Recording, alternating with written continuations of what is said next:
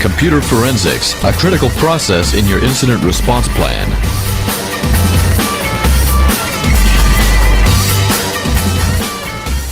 We're going to have Greg Miles do computer forensics. Greg is a principal in JAWZ Technologies as well as Security Horizons. He's been in the field for about 14 years.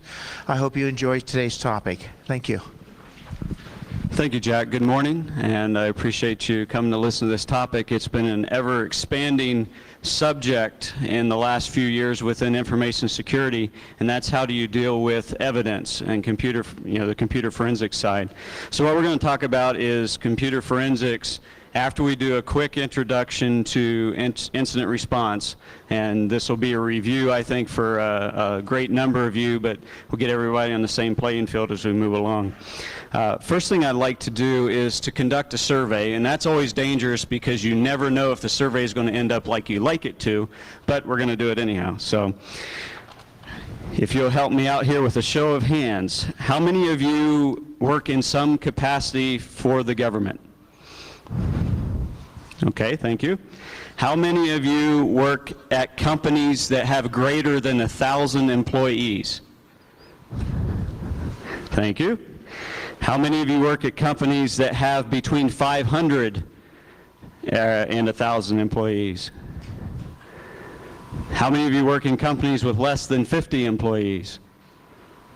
Okay. So there's large representation from large organizations here. Let's see, how many of your organizations have incident response teams? Very good. How many of you are part of the incident response teams? Wow, very good. And how many of you are the incident response team? That's what I thought. Okay, how many of you have computer forensics experience? Okay, a smaller number, but a few. Great. Thank you very much for participating in that survey. Your results will be published. No, just kidding. Here's my contact information. I'll be happy to answer any questions here, after the sessions, or via email or phone calls. I've got some cards with me as well if you'd like to have them afterwards. I am the Director of CyberCrime Response for JAWZ Inc. If you've never heard of JAWZ, please check us out. With CyberCrime Response, we're responsible for incident response, computer forensics, and training for our JAWZ customers. I'm also the Chief Operating Officer for Security Horizon, which we've traditionally been an information portal for publishing thoughts, ideas, articles, etc. And you can check out our white paper section at Security Horizon. Get the computer to wake up, we'll be in good shape. All right. What we're going to cover is incident response, just a quick overview. Computer forensics, we're going to try to define that. Contemporary issues, the forensics process, forensics tools, forensics problems in the future. Incident response. Why is incident response critical? It's because you want to be able to resolve the problem. You want to be able to find out what happened, how it happened, and who did it. And the who did it is the hardest thing you can try to find out. You really want to create good documentation, records. You want to be able to do trend analysis. You want to do process improvement. You want to avoid confusion as you work through the process. What are the elements of incident response? There's 6 major areas that are widely accepted, so we'll keep it simple and keep it within those 6 major areas. Preparation, and we'll hit each of these in a moment. Identification, containment, eradication, recovery, and follow-up. Okay, preparation. The most important thing you can do is be prepared for an incident. If you do not have an incident response plan, or at least some way to access a group of people that can help you do incident response, there's going to be confusion, there's going to be mistakes made, you're going to contaminate any evidence that you might have been able to use to find and hopefully ultimately prosecute whoever has done the incident to your system. We're still in the realm of, in the past we've talked 80% internal, 20% external, and I think it's starting to lean more toward the 70% internal threat as opposed, and 30% external threat as kind of a rule of thumb. So you're still talking about both internal and external when you're dealing with incident response. If somebody screws up your system, you've still got to respond to it, whether it was done by an internal or an external person. But preparation is the most important. Identification is probably the most difficult part of an incident response process. A system anomaly can be overlooked in terms of interpreting it as a computer incident. It could be a hardware failure, a hard drive failure, any kind of system failure, BIOS problems, or it could be the fact that you got hacked and somebody has placed programs in your system, things that will slow down your system, et cetera, and we'll hit a few of those in a moment. But it is a very difficult process. But any anomaly you notice, you should investigate. Okay, who can identify an incident? Basically anybody from your users to your system support personnel. You can get, your customers can identify issues. Just as an example, to pick on my own company, JAWZ, for a moment, we had an incident where our website is linked to a news service that does all of our press releases, and they keep them up. Well, it was noticed by one of our customers that there was some very foul words on our press releases through the website. And so once we did our investigation of it, we found that it was linked to the news service, and the news service had gotten hacked, and all of their press releases on their system were done. It was a poison box attack, and it was very foul language, which is not good for companies to have on their website. So those kinds of things happen, and it is impossible to 100% protect your system.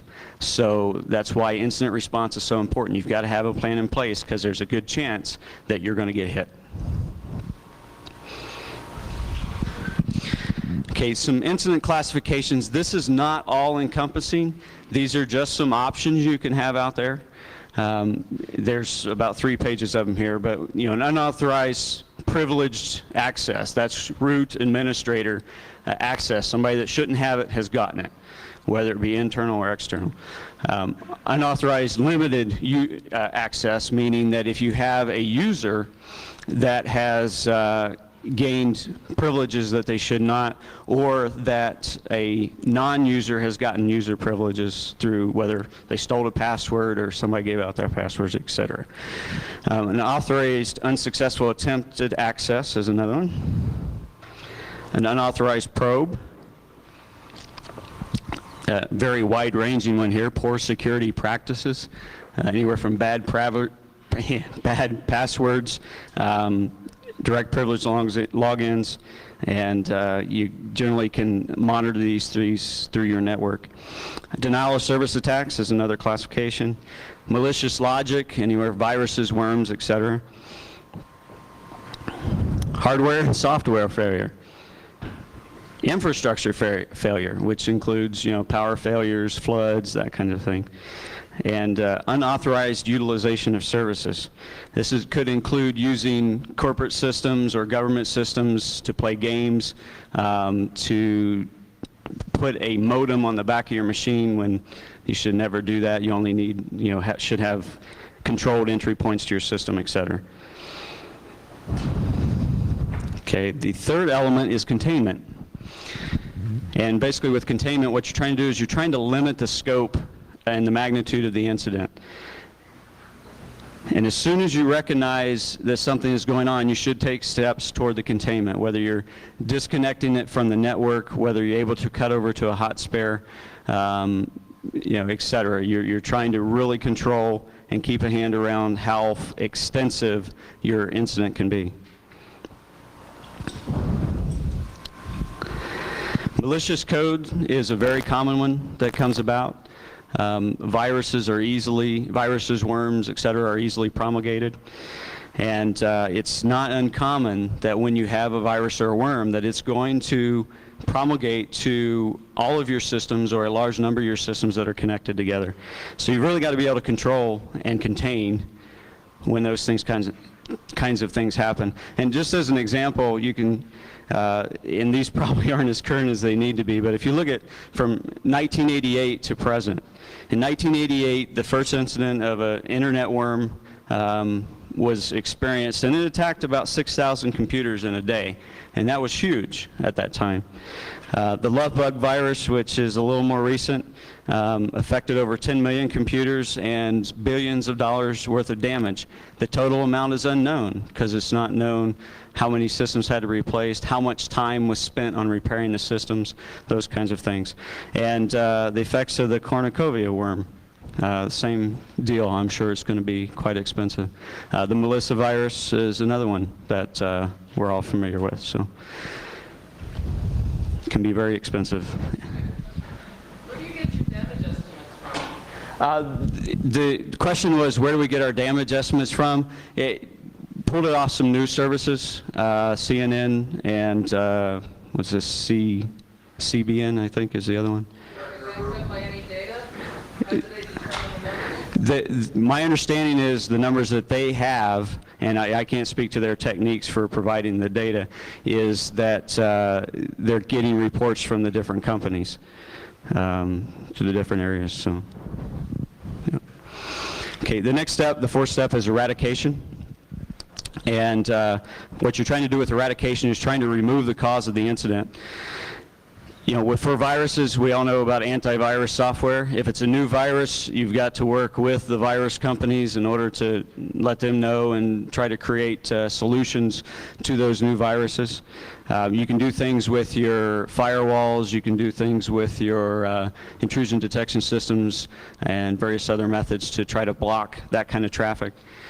And basically really what you're trying to do ultimately, if that is your goal as an organization, is to bust the people that are doing this. If it is a mistake internal, you know, there's methodologies and there's processes that you use with your HR. If it's external, yeah, and it's malicious and intentional, you want to do the things you need to do to stop it and hopefully to take them to court.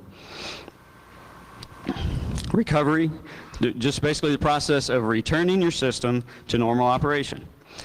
And with unsuccessful incidences, and an incident can be a knock on the door, or an incident can be a full-blown, they blow your door off. Basically, what you want to make sure that you review what has happened and that you take the steps necessary to help protect yourself in the future. So if it's an unsuccessful incident, you're going to review your processes, you're going to make sure things are still solid, or look at, do you need to put other measures in place? If you got the door blown off, basically, then you've got to take some major steps to make sure you have clean systems and that you're not using backups that have been damaged in the past, etc. So you just got to take some basic steps, cautious steps, to make that happen.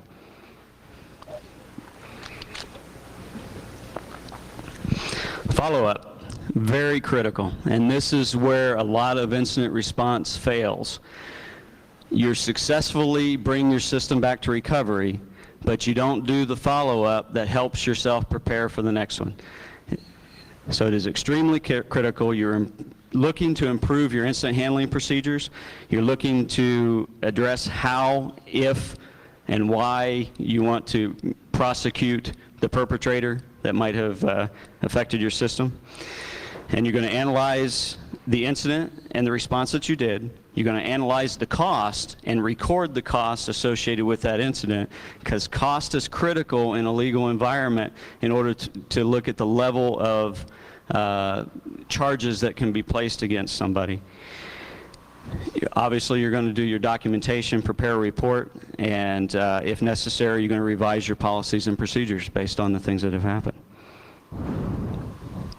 Okay, that was a fairly quick overview of incident response and the 6 major areas that are associated with it. Now we're going to hit the computer forensics side. What is computer forensics? Basically, computer forensics is excuse me? Computer forensics is very technical, and I bet a great number of you in the room have good technical experience associated with, incident response, computers, security, etc. But what computer forensics is really the application of that, but to include the legal side of it. With computer forensics, you are looking at not only the technical, but you're also looking at how do you maintain chain of custody, how do you maintain the credibility and integrity of your evidence, and how do you continue on toward the prosecution side of it, keeping everything within the legal environment. Why is evidence important? In the legal world, evidence is everything. You can be the greatest technician in the world, but if there's question as to the integrity of the evidence, it's going to be useless in a court of law. So there's certain things you need to understand and steps you need to take within the legal realm in order to be able to go to court with this information. Evidence is used to establish the facts of the case. Evidence is supposed to be totally emotionless, so totally objective. And the forensics examiner cannot be biased. They cannot be looking to nail somebody. They need to be looking at the facts based on the case or the situation. Who needs computer forensics? The victim, whether it be a company or an individual. Law enforcement is going to need that for their purposes. Insurance carriers for due diligence purposes.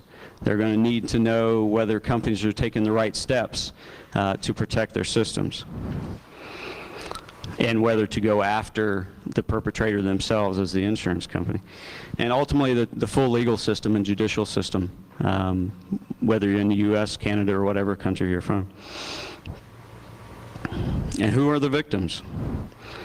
Public businesses, private business, government, private individuals. Okay, the next three shots are just screen captures of some fairly recent things that have happened, and you can see it in the news, at least on a weekly basis, that there's some news about hacking, or some site got hacked, or some group is doing something, etc. But here's some examples that affect each and every one of us. Hospitals, in terms of patient information and protection of that patient information. This is where things have been taken by hackers. Vulnerabilities to hacking access, and these are our some of our communications and law enforcement agencies within the U.S. And then vulnerabilities as well in terms of telecommuting, home workers, etc. Those kinds of doors can be opened if there's not good education and not good processes and procedures within each company in terms of trying to protect, especially during dial-up situations where you're working at home, etc. So, and with the advent of cable modems, wireless broadband, and multiple other high-speed networks, this problem just compounds. Why do you do a forensics analysis? You want to identify the perpetrator. You want to identify the methods and the vulnerabilities in the network that the perpetrator may have used to gain access to the system. You want to conduct a damage assessment, and that goes along with your financial situation as well, plus your recovery. And you want to preserve evidence. Okay, there are 5 types of computer forensics that are commonly referred to, and there's probably even more than this, but these are the ones we're going to refer to.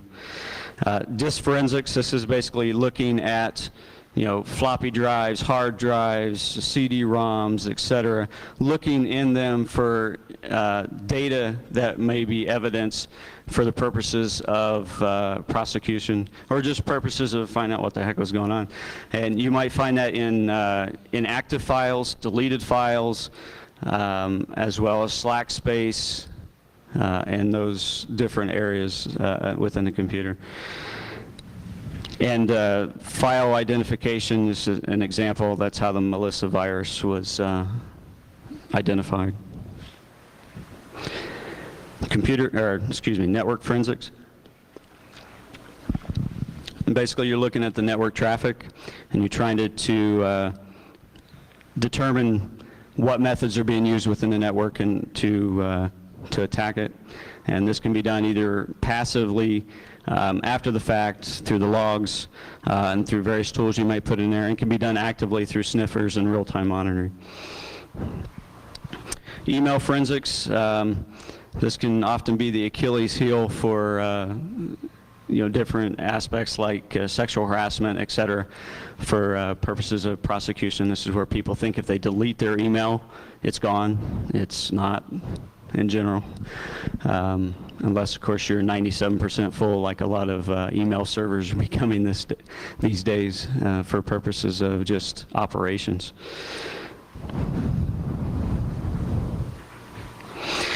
Internet forensics, this is basically looking at how and when and where did people go on the internet. This is often used for pornography, child pornography, various other aspects to determine where people have been at on the internet. And source code forensics, very complicated type of forensics. You're basically using this to determine actual ownership of source code, whether it has been stolen or just slightly revised, and you have copyright issues or those kinds of things. And it's a process as well. It's just not the technical review of the code. It's also all the procedures and processes that are used by the various companies that can be used in order to determine those kinds of aspects. If you look at technical progress that we've had over the last few years, and I think this is becoming clear, 20 years ago, having a home computer was heard of. It was very expensive, and all you're getting was like an 8086 processor that worked at 3 bits per hour that went across the system. Networking was not really that popular, especially personal networking. And as we progressed over the last 20 years, we've got into such technical speeds and high quality processes and high quality technology that it's made computer forensics that much more important as we've gone along. The world is networked. We have a network here at a conference, and it's wireless. And just think of the implications of security for that. I've hooked to it uncomfortably while here, and I'm sure most of you are at least thinking about security if you're running your wireless LAN. I stay on it as little as possible. So those are kinds of things that you think about until you really understand what the security is in place there. Use of encryption that is becoming more and more easily available and affordable through like PGP and RSA and those various different types of encryption. And you can encrypt entire hard drives that people can hopefully never encrypt if they're the bad guys, and hopefully you don't forget your password so you can get back into them again. Network bandwidth is increasing greatly, and the cost is being reduced. Wireless broadband and even T1s are getting fairly cheap. Massive OC12s plus are out there for bandwidth transmission. And even the media is becoming much less expensive. I can buy a 40 gigabyte hard drive for $99 through PriceWatch or through one of the companies on PriceWatch. It's getting dirt cheap. Albert Einstein said it well. Technological progress is like an axe in the hands of a pathological criminal. Technology is good, but technology can be used for negative aspects. Okay, computers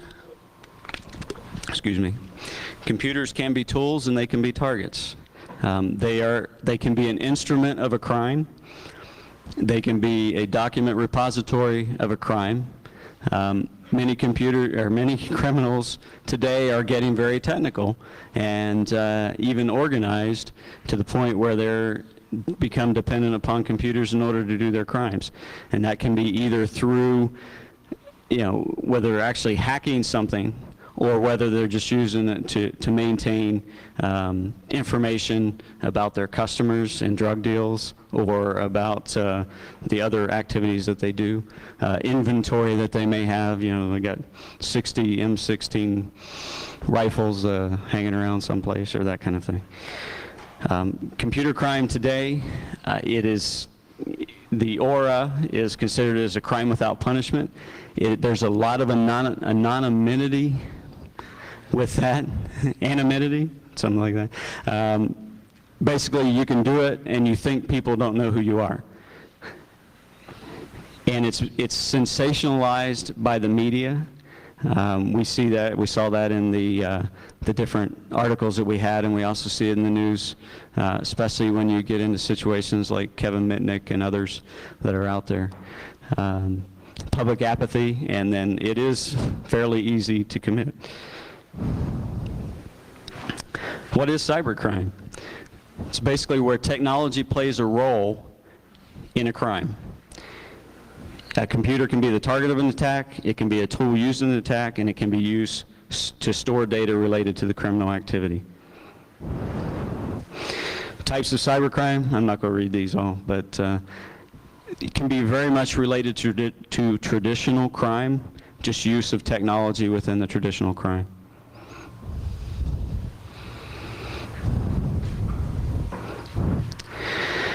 Basically, with the judicial system, it has not been well prepared to handle technological crime, to handle cybercrime. Historically, they've used traditional crime laws in order to prosecute cybercrime. There are efforts in place to try to change that, but it is a long process, and it requires a great deal of education of our legislators and our legal system in order to be able to make that happen. There is a tremendous shortage in trained investigators and analysts, and there's a lack of forensic standards. There's just too much data. In order to cover a gig hard drive just on basic analysis, you're looking at hours upon hours of effort, depending on what tools you're using and what methods you're using to try to find that. But there are things that are in place that can help, and there's some tools we'll talk about in a few minutes. And then, of course, there's always the issues relating to time. Okay, we're coming upon the T-shirt question. Who can tell me what the Fourth Amendment is?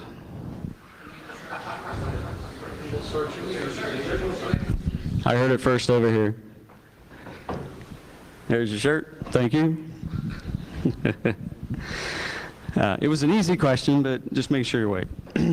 Okay, there's some acts out there that try to help protect the U.S. citizens from being spied on by the government. And two of them we're going to talk about. One is obviously the Fourth Amendment, and the Fourth Amendment basically says that you will not unrightfully search and seize things from citizens without probable cause. And that's where our search warrants come into place, et.cetera.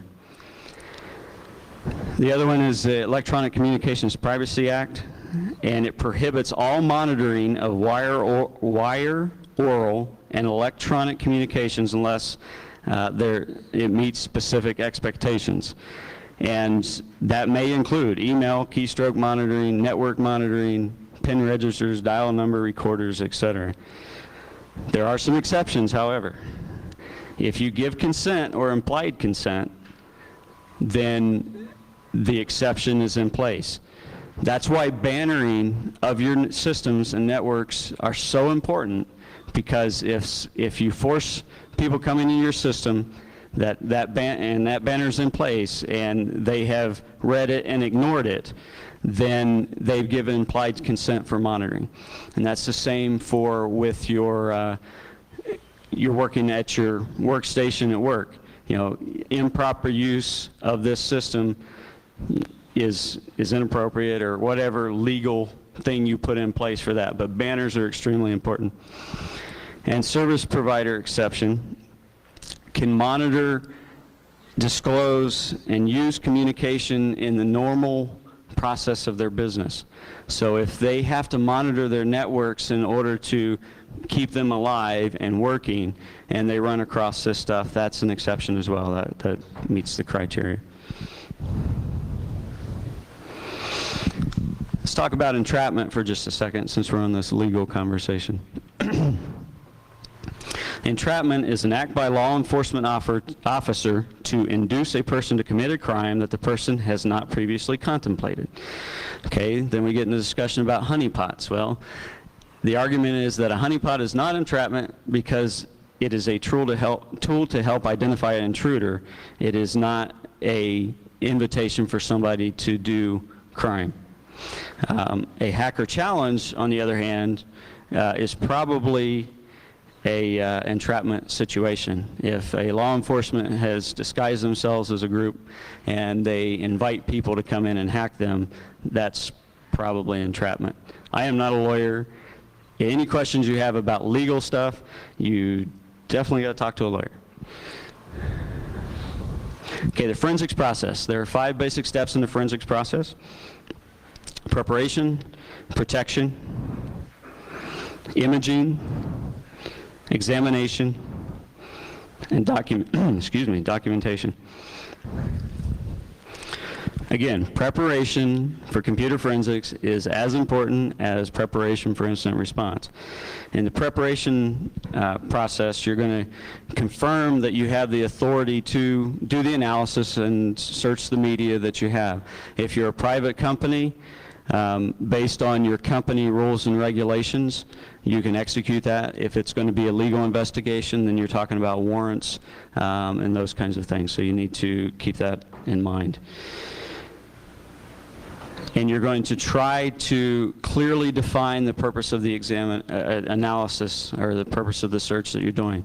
With that in mind, you're going to be able to narrow down your search topics that you're going to be looking for, the kinds of things you're going to be looking for, whether it be deleted files, whether it be photo images of, for child pornography or whatever. You've got to clearly define what it is you're looking for.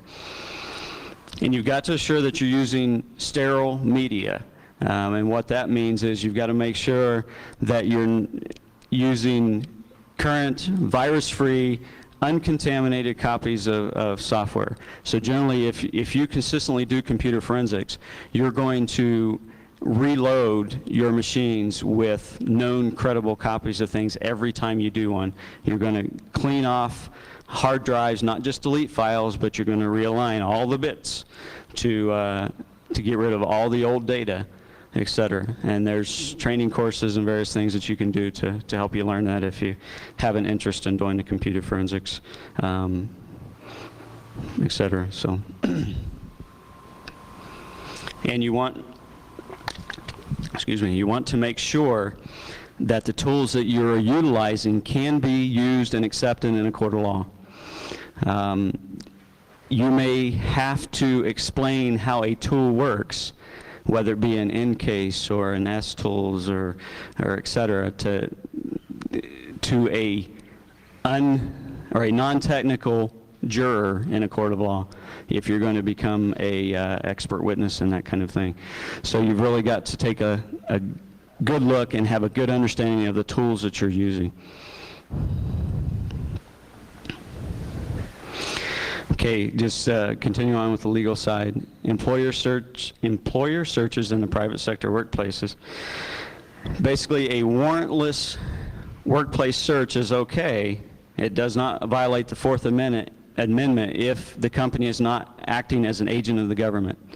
And basically what that means is if the company calls law enforcement and says, I have reason to believe I have somebody that is doing something wrong with my company, and if the law enforcement agency says, won't you monitor them and give us the evidence, okay, they've just become an agent of the government or of law enforcement, and then that would be a real problem without a warrant to be able to do that. But as a company, you can monitor your employees and keep track of the various activities they're doing on the network. And those have to be guided by your company policies. And certainly get your legal counsel involved with those company policies associated with that. Like I said, consult your legal counsel. Protection. You have to protect the integrity of the evidence, and you have to maintain control from the time that the incident has happened to the time that it is closed out. So you're going to take a piece of evidence, whether it be a hard drive, a disk, or whatever, and you're going to have to track every step of the way, who touches it, who does what with it, etc. You're going to have to make sure it's secure, and you have to make sure it's locked away. When you're dealing with computer forensics, if you're taking a machine, for example, a laptop or a desktop machine, you want to disconnect your hard drives before you ever turn it on. In a couple minutes, we'll go through kind of when an incident happens type of scenario, what not to do, which is just as important as what to do with that. But you want to make sure that you don't ever boot to that original evidence, because if you do, you've contaminated the evidence. And there are some tools out there that can help lock the hard drives so it does not, or the drives themselves, so it does not change the last access date, the write date, etc. for any of the files. Imaging. Okay, disk imaging is a bit-for-bit copy of a disk, a CD, a hard drive. It is not a file copy because that's only active files. Bit-for-bit copies everything. Slack space, swap space, it copies deleted files, it copies hidden files, and also the active files.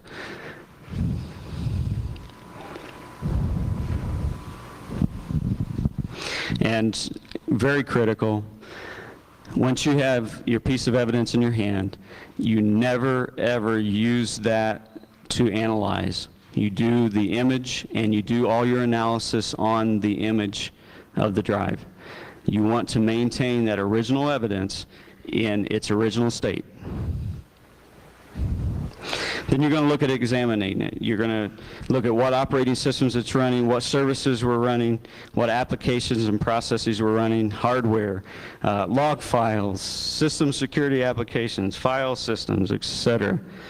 You're going to be looking at deleted files, hidden files, NTFS streams, software, encryption software, published shares, permissions that are out there, password files, SIDs, network architecture, trusted relationships.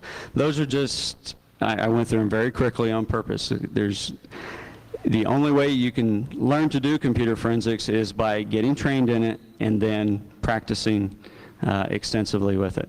But those are the different kinds of things that you're going to be looking at when you're doing your analysis. You also need to keep in mind, okay, what about off-site types of things? You know, a lot of us have F drives or X drives or Y drives or multiple access through shared systems internal to the different companies or organizations that we're involved with. And you also got to consider, you know, your FTP logs and links, and the different shares that are on the internal networks of your victim, I guess, in this case. The documentation stage. Okay, documentation in evidence, and especially evidentiary control, is essential. Without having those proper things in place, again, your evidence can be thrown out or just be considered to be not reliable in a court of law. You have to make sure you document your reasons for the examination. You document what you found when you get there, the scene. And you can utilize screen capture and copy of the suspect files, etc. And you want to make sure you know what applications and document what applications were used for analysis and for recording the reports for the system. Okay, some of the forensics tools that we're going to talk about here. We're going to look at the toolkit, the computer systems, and the software. Okay, just some pictures, and each forensics analyst is probably going to develop their own toolkit for the things they need. But this, just shows some different things. You might need a magnet because you could drop, as you're working within a system, you sometimes drop screws and bolts and that kind of thing in there. Of course, never get the magnet too close to your data, or that'll mess things up. But that's only forget the magnet thing. Don't even bother. You might need a mirror to get in behind things, especially if you're dealing in a criminal case. You need to be very cautious when you're messing with a system. You might want to look for booby traps. You might want to look for things that might have been added, connected to a system in case somebody came in and seized their system. It could be C4 packed inside of a box. It could just be for, some basic power surge they have implemented that'll fry hard drives so you never access it again. So you've got to really be conscious of what you're looking at when you do that kind of thing. But that goes along with the law enforcement training, search and seizure, more than it does just the computer forensics.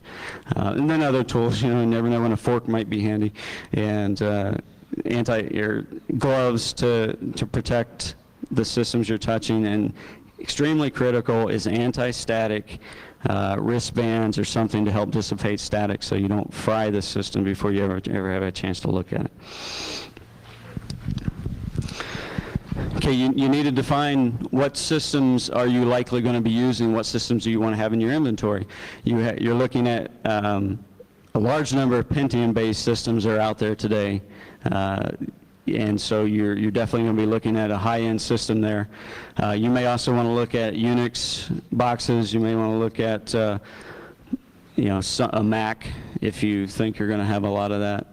Luckily, some of the tools are starting to be able to do multiple operating systems, and again, we'll hit that in just a second.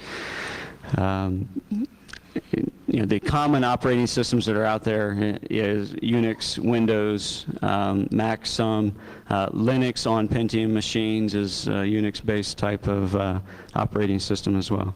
Your media options, the removable media, the removable hard drives, CDs, all that kind of stuff. You're going to need good systems to do your forensics analysis. They also make machines that'll do imaging for you. It'll do the bit-by-bit copy. All you do is you plug it in to the box, and the example was the Image Masters, and I think there's even some newer versions out that'll do more, better, and great things. And there's a picture of that coming up here shortly.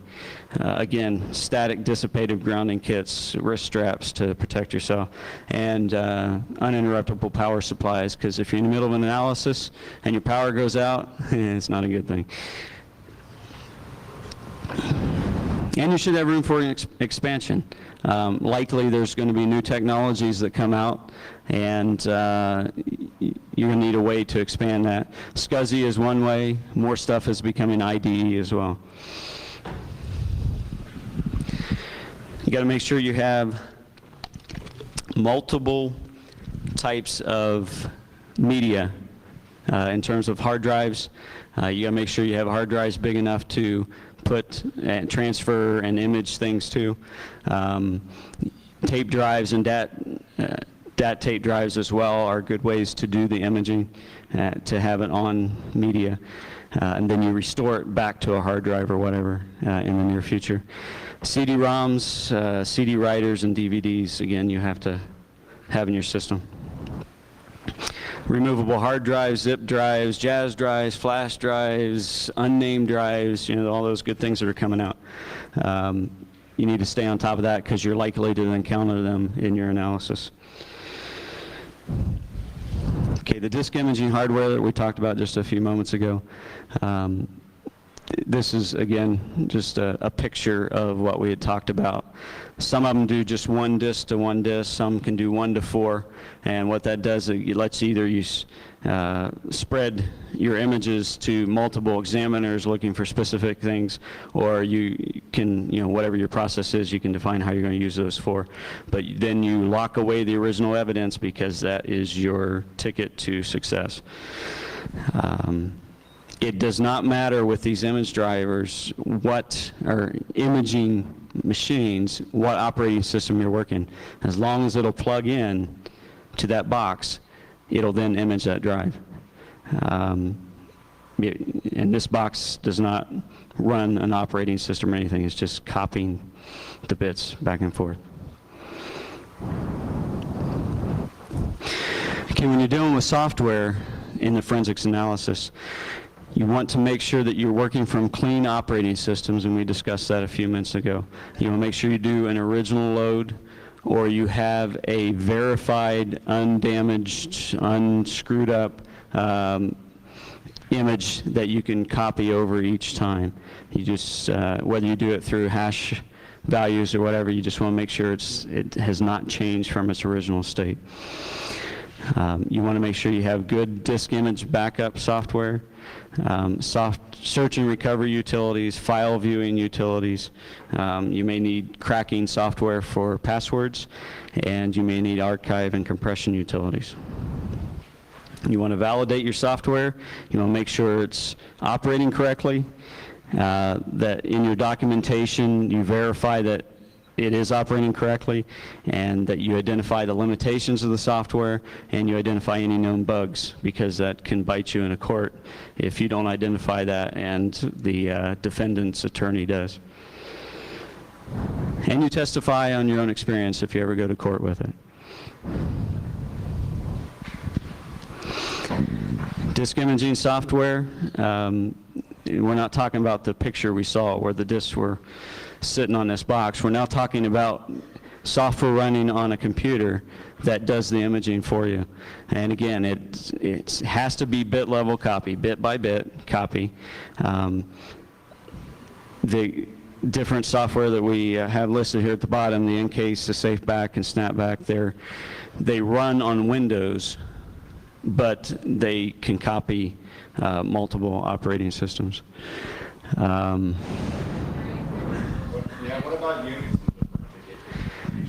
Unix is actually has been identified, the Linux utilities that they have been identified as a good way to do disk imaging. As to its validity in court, I can't talk to that, I don't know. And that's the key. With the Linux, it's not so much, it's not as controlled, since it's an open source software, where with these can be verified very easily. So you need to, if you go to court, you need to be able to at least talk how the products work and why you chose those products. If you choose to use Linux, just be prepared to explain why it was chosen and any known limitations and bugs that might go along with it. That is an individual's choice, or it's a individual or corporation's choice or law enforcement's choice as to what products they want to use to do that. You just have to back it up. Those are open source tools like Coroner's Toolkit. Coroner's Toolkit, actually I heard yesterday there's a new version that's out that I have not tested. That is another tool that is out there. I think it's on the slide coming up as well.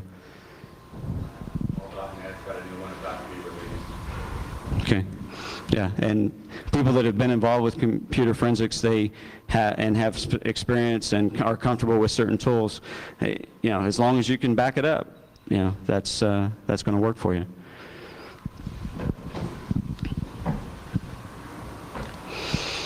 Okay, the actual forensics analysis software that I'm familiar with is Encase and Coroner's Toolkit. There are also law enforcement products that are out there that are not supposed to be publicly available to do different types of analysis.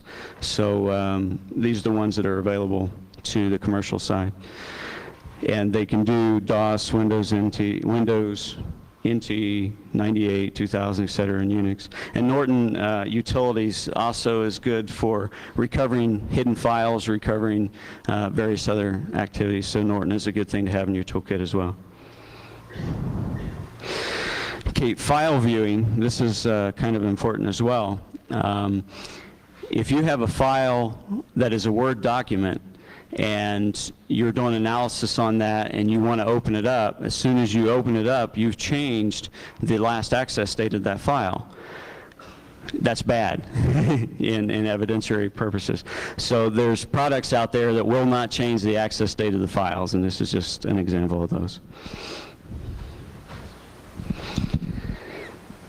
Okay, when you're talking about the forensics analysis process, you want to lock the disk. You want to make sure you cannot write anything to that disk, whether it be hard drive. There are hard drive locking tools. If it's a floppy disk, you can lock that. If it's a CD, in general, it's self-locked unless it's rewritable, and then you just have to be cautious as the processes you take. You take the image of the drive. You do a file system authentication, and you list the directories and file systems. This is going to end up being on your report. You're going to look for hidden and obscured data, and then look at your cluster analysis.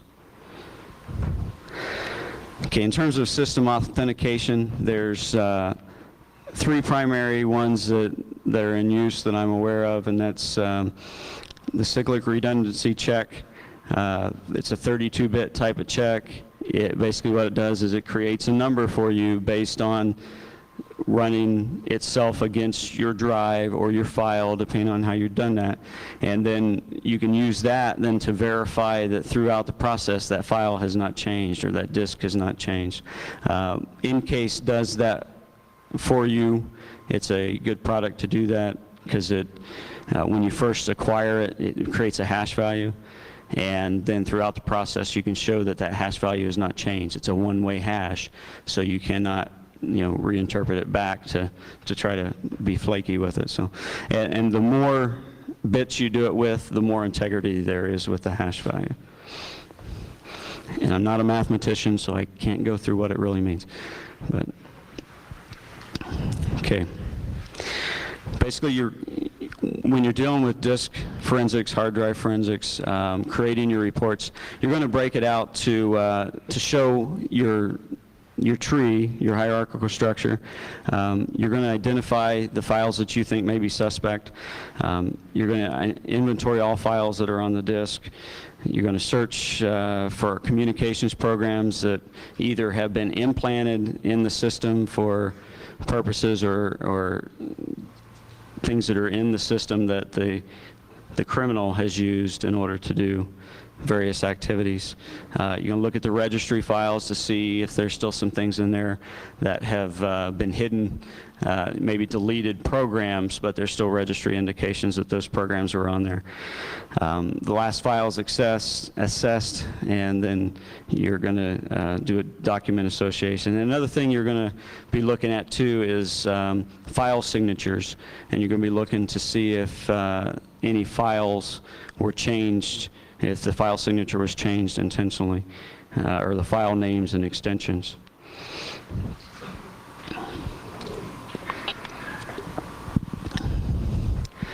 You can search based on certain characteristics within these different programs. You do keyword search, you can do file extension searches, you can search specifically on hidden files, deleted files, etc. Hidden files, basically well, Word or Windows actually lets you hide files intentionally. Linux, Unix will let you do that as well. It will let you do it for directories. Many times temporary directories are hidden. Then you have things that hide in slack space and unallocated space and swap space, and people that are good at hiding stuff can hide at the end of extensions and files. And then steganography, which is basically the art of hiding data or hiding communications. Encryption conceals it. Steganography just denies that it even exists. You can hide files within images, I mean images within images or files within images, various other things, and there's this thing called S-tools that actually does it, and this is just an example of a baby's picture that has another picture hidden inside of it, and the actual tool will do that for you. Okay, ghosting is another aspect of things that you'd be looking for, and ghosting can be done in many different ways. This is just one example where you have white letters on white paper or on a white background, and when you see it, it looks like a blank document, but when you actually look at what's there, you know, it says something. And that's just a basic function of ghosting.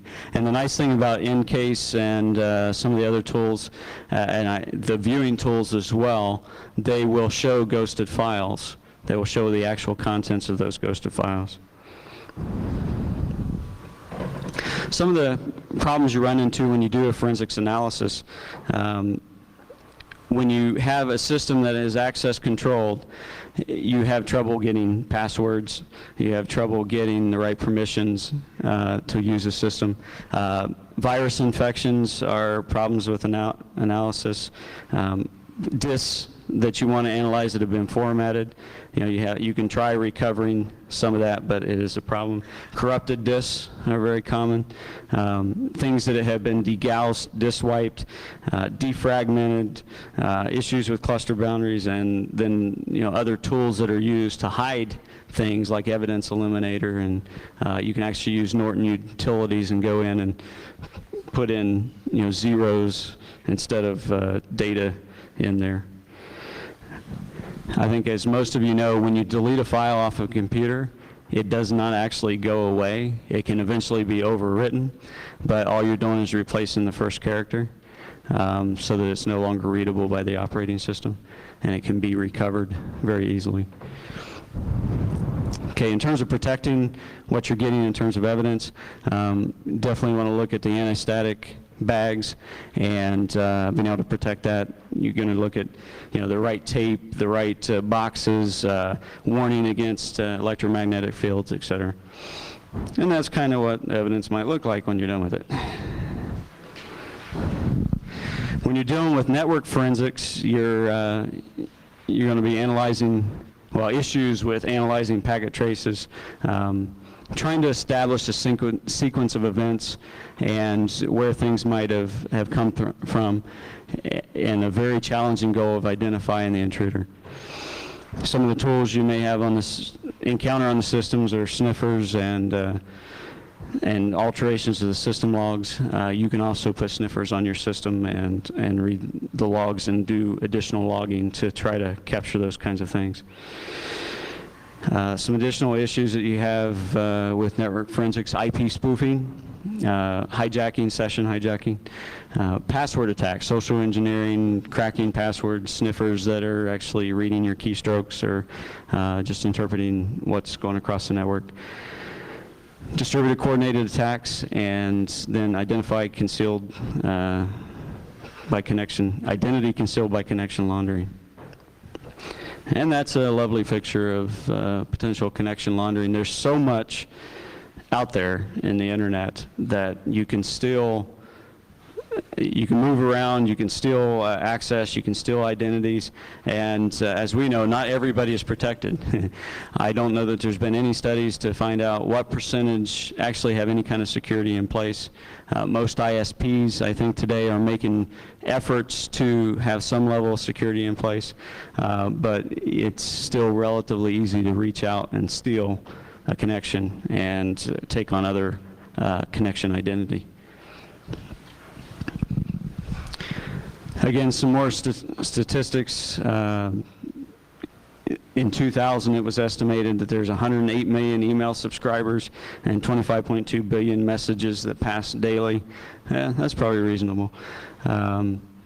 Email is one way at a given time, or it can be one send multiple ways at a given time.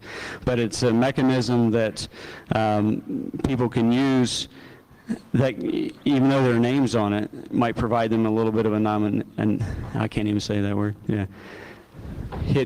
hide themselves. But they also, in an email, you might have a tendency to include more information than you normally would in a conversation. And that can oftentimes get people in trouble. And then, of course, email spoofing, where you take on somebody else's identity. And yeah, it's relatively easy in an unprotected system to steal or to spoof an email. Where's the future of forensics? Basically, computer crimes and methods are going to continue to grow. They're going to continue to probably exceed what law enforcement and legitimate corporations can keep up with, because their full-time job is crime. Technical crime is going to become even more prolific than it is today. So realistically, what the industry is going to have to look at is providing specialists, more training, more certification, more experience, more focus on computer forensics. Get the right people trained in these kinds of things. You have to do that in both the public and the private sectors. Anytime you're dealing with legal side, law enforcement has to have the right kind of people to do that. Historically, the guy that can actually turn on the computer is the guy that is becoming the computer expert within the law enforcement arena. They're getting better, they're getting more training, but it just takes time and it takes money in order to do that. But that's definitely got to be in the future focus. Encryption is another critical thing for protection of your data. You know, we all, I think a great number of us have laptops that we carry through airports, and how many stories have you heard where the laptops have been stolen, which have you know, multi-million-dollar secrets on it. Those kinds of things, encryption is going to become critical for. And there's always a debate within the encryption arena as to, you know, should there be a master key someplace so that the government, law enforcement, et cetera, can break anybody's code on their laptop. I'm not going to get in that conversation, but that is one of the discussions that has been in there. And the forensics tools, they must be automated, especially with the gigabytes of information that are out there. Like we talked about, in-case coroner's toolkit, they're becoming better and better, and they're evolving, but it's just a matter of continuing that evolution and trying to keep up with the technology. And then you have to have search engines that are going to be more robust, able to find things better. Unix tools for forensics, there are a couple out there, but Windows is probably a little further ahead, I think, than the Unix side. Why do you always need tools to do forensics? You can use native utilities that are in the operating system that are forensics. You can get log files for forensics. Yeah, that's part of the process, absolutely. And basically what the statement is why do you have to have tools to do forensics? It's all part of the process, and the tools are just a value added in that process.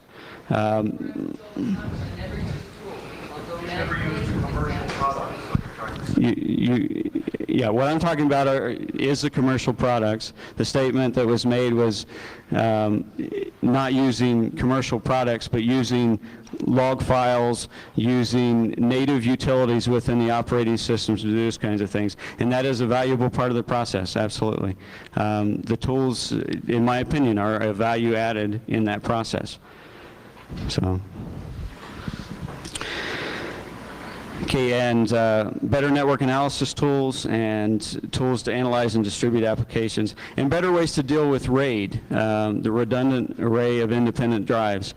We've run across this quite a bit as companies are trying to better manage their systems. RAID forensics, because it breaks the data up between multiple disks, it becomes a challenge.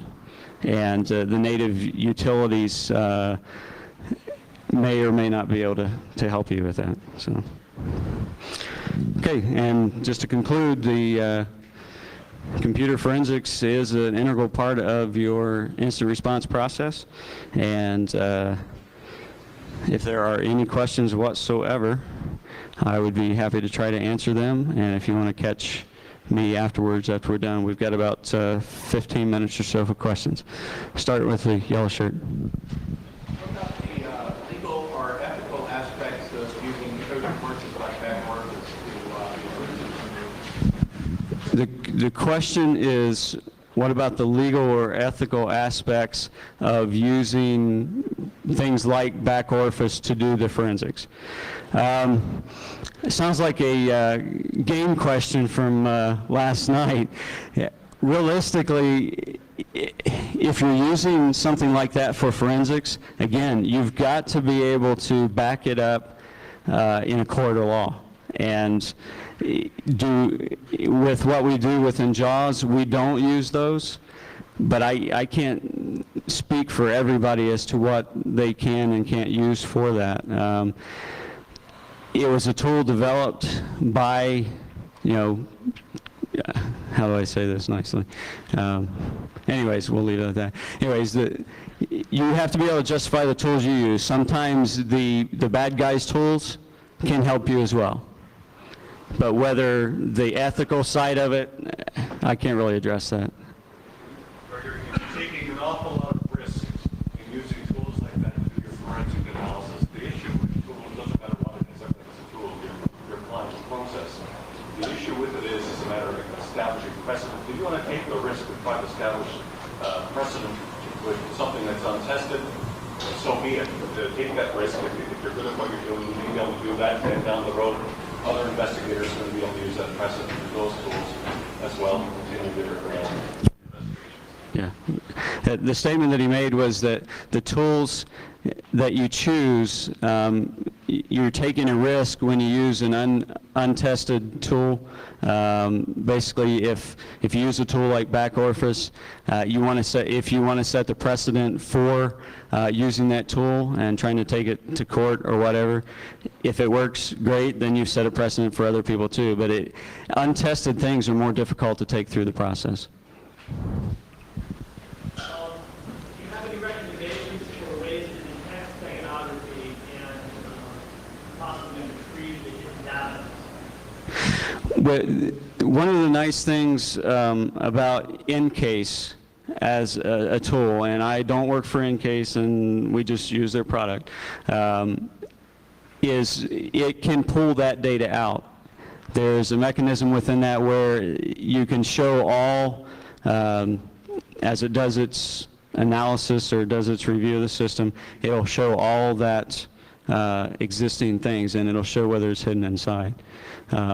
As for other tools that do that, I do not know. But and the other thing would be to get S-Tools itself as an analysis tool. Well, we have a technician or a senior forensics technician on our team that has found a way to do that. I don't know the process, but if you give me your information, I can get him in contact with you. A portion of your talk talks about criminal prosecution for network intrusion. From the point of view of the business, if a business visually pursues criminal prosecution for network intrusion, is there any data showing whether that type of behavior will make them more or less susceptible to future types of attacks? And is there a return on investment in prosecuting criminally a network intruder? That's a good question. The question is there any analysis done on the return on investment of prosecuting a network intruder? And I honestly don't know the answer to that question. I think in terms of setting, if you are hacked through your network, and you are able to determine the methodologies and the how as part of that analysis process to get that person prosecuted, you're going to find ways to enhance your network security. Therefore, the return on investment leans back that way. As to complete analysis, I mean, that's a good question, very good question. Anyone else? Talking about Encase and other things, and we're talking about tools on an operating system. One of the things very relevant is that software is not perfectly correct, stuff you're using and all this other stuff. And just like in the real world where you go through like DNA and all this other stuff that's come up now, what happens when in case or something, other tool comes and they find a software problem? They say, well, this bit was changed or the software did this incorrect. Won't that call into question all of the previous cases? And who's going through and doing this analysis of any of these tools? Because in case, I would assume it's probably proprietary, they have to release the source code and other things. So how do you verify or validate that the tools you're using, if they're not open source, actually isn't doing something to the data? Yeah, that's a very good question. The question is, how do you know that the tools that you use aren't doing something to the data, as opposed to you know, the utilities that are on the systems themselves? Open software, other people look Yeah, where open software versus proprietary software, and that is an excellent question. Like I said toward the beginning of the presentation, it's critical to know the processes of computer forensics so that when you're talking about that, you're not totally dependent upon the tools. In terms of how it's interpreted with the software bugs, those kinds of things, those are things that would have to be brought up and addressed in the court as it comes along. You don't want to hide anything in the court. If you find a known bug, then like I said in the presentation, you want to identify that, okay, there's this known bug which affects this element of this package. And if that's the case, then you're looking at whatever element that's affecting, it may put that type of evidence into question. But as opposed to the whole program being in question or the whole tool, you know, that would have to go through the process. They do have the different companies, from what I understand, when they run into the software problems, you know, they put out bulletins on what that means, and they work toward resolution of that. You're talking about setting a precedent within a court system. Again, I'm not a legal guy, so it's difficult for me to try to give you a complete answer on that. But in terms of the actual software, as a forensics analyst, as long as you know the processes of forensics, what that software is supposed to be doing, and can say that yes, except for this known bug, this software found these kinds of things. You know, generally that known bug is not going to put child pornography into the system. And as long as you can educate the courts in that process, then you've done your due diligence in that, and then the court decides what the answer is. I'm very interested in what you said, because I've looked at it from the other side. Whereas I use open source tools for my analysis, I've always used a product for the data capture, purely because I expect to be challenged in court, and I can't prove that I didn't change an open source tool, whereas I can prove that I didn't change the product. Has that shown up before? Has it been in a case? Because In fact, there recently was some independent testing of imaging utilities, and the one that won as the best all-around imaging utility was DD. It beats APAC in case It's still being taught by the FBI in preschool, so I mean, there's a lot of value. Which one? DD. Yeah, I did see that report, and the legal system is behind the technology. yes, it is. We're waiting for the defense attorneys to get smart enough to know all these loopholes that technologists know about. And then basically the courts, you know, once you call into question a lot of these things, then doesn't it set precedents? Well, if this isn't truthful, then how can this be truthful? Or you can let juries believe that, well, if you lied here or this software changed something, then can't this also be true? Yeah, and those are excellent points. Along that same line, does the defense take an opportunity to do an analysis of the evidence? Yes, they can. Always. Yep. The question was, does the defense get the opportunity to do examination of the evidence? Yes. They have access to that, and they can choose to do that. And they have to provide magnet or Well, that's the whole handling side of it, and that's when the courts would get involved. The exception is if it contains contraband and it has to be in a controlled area. Okay. And the defense can't assume that they got all the evidence. I'm sorry. The defense should not assume that they got all the evidence. Okay. They don't. Sir. Control on log files, interfaces, and stuff like that, ineditable file. Well, you get back to the point of last access date, last write date, those kinds of things. Once you start the forensics analysis, you never change that. It's too easy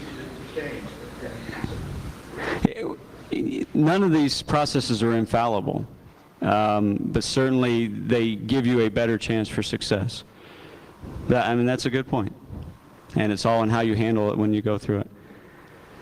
Just as a general point in terms of when vulnerability in some forensic packages was identified, such as NCASE reading from BIOS as opposed to learning hardware itself from drive geometry, most of that would be supplemented through methodology. Forensic process was never a static process. It's not a problem that most likely can be overcome through methodology. And in regards to the issue of log files, it's also important to build a forensic infrastructure within your existing network environment to hash and encrypt log files to a central location, keep that. So if it's timestamp hash with a known hashing algorithm that has gone through years of peer review, saved on the system, you've done your due diligence to validate or protect the integrity of the data within the file. And most often, if the file or the log was written during normal business procedures, like you create regular backups, oftentimes, even though you don't follow the forensic process, sometimes because it was done through normal business proceedings, it's a business record and it may be admissible in evidence. So just that kind of address all of it. Thank you. I'm not going to try to repeat that. But certainly there is some experience in this room, and that's excellent. So, continued conversation would be great. Are there any other questions? Excellent. Thank you very much. Thank you for the interaction.